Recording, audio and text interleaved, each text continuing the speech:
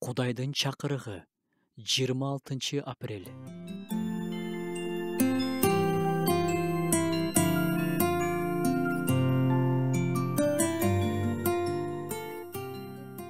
Ыйса Бетезда деп аталган көлмөгө келип, 38 жылдан бери шал оорусу менен ооруп жаткан адамды айыктырганы эсиңиздеби? Мен бир аятка көңүл бургум келди. Кийин Ыйса ага ибадатканадан жолугуп, мына сен айыктың, абалың мурункудан да жаман болбош үчүн мындан ары күнөө кылба деди. Бул адамдын оорусунун себеби күнөө болгондур. Бардык эле оорулар күнөөнүн кесепети эмес. Кудайдын даңкы көрүнүш үчүн болгон оорулар да бар.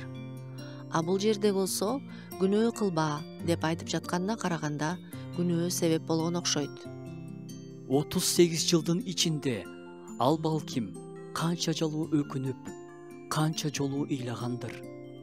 Убакытты кайра артка кайтара алганда кана, балким ал ичинен далай жолу айыгып кетсем эле эч качан ал күнөөгө барбайм дегендир. Мына эми ал айыкты. 38 жыл денеси шалдырап, алсыз болуп кыймылдай албай жатты эле. Эми ал күчкө толуп, оорудан таптаза айыкты. Бирок Ыйса эскертип жатат, мурункудан жаман болбош үчүн. Забурчу мындай дейт: Теңир мени катуу жазалады, бирок өлүмгө кыйган жок.